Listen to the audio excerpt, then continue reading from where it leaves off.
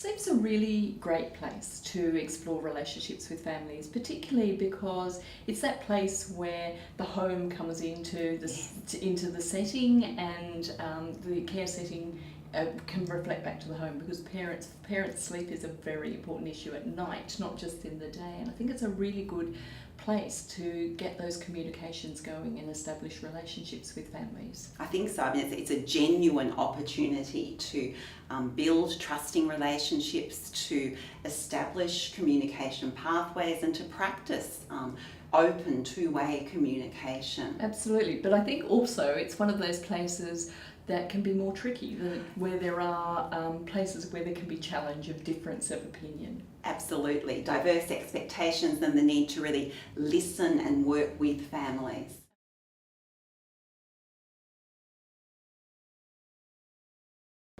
I think in family daycare it starts off when the educator and the family meet. So I think it's that beginning, the foundations of creating that relationship and asking the questions around what their needs are for the child.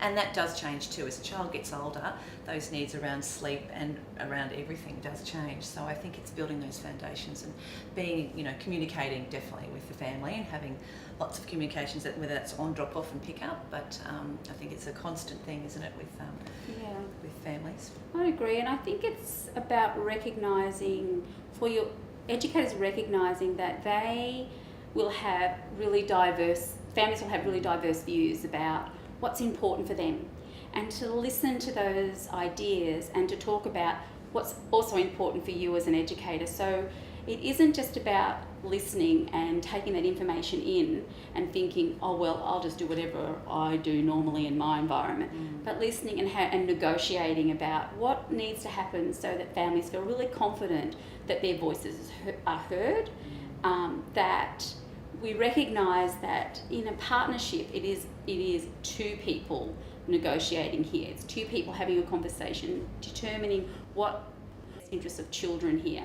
So I think one of the things educators bring to that space is they have a working knowledge about child development and why sleep is important, and also why children grow out of that.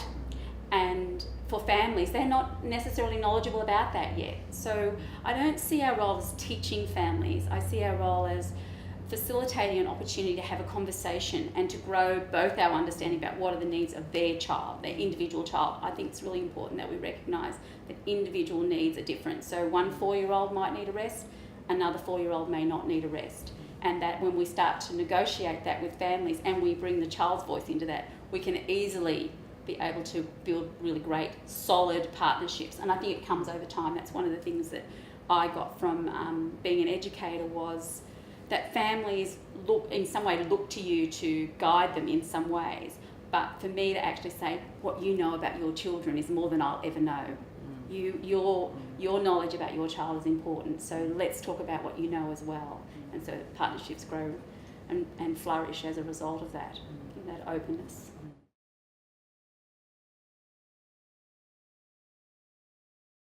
The way that I approach that with the parent is ask if they could trust us to know when their child's just not coping and just, may need to go to sleep.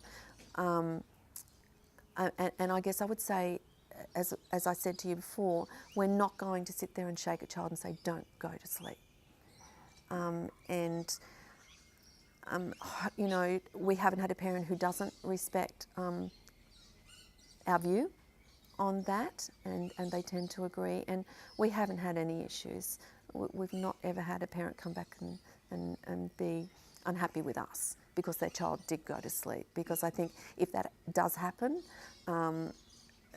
it's for a reason.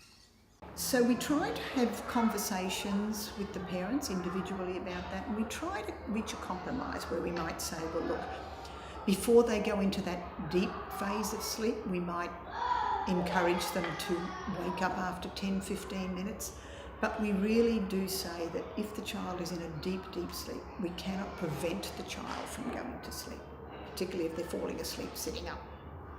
That's always probably one of our biggest challenges. Meeting the needs of the parents and the family when they go home, but then really weighing that against the child's ability to cope in the afternoon if they haven't had sufficient sleep.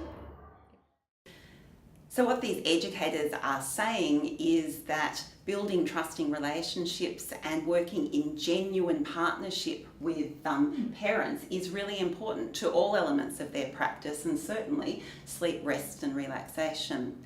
And the Early Years Learning Framework reminds us that one of the key characteristics of genuine partnership is parents having opportunity to share in decision making about their child.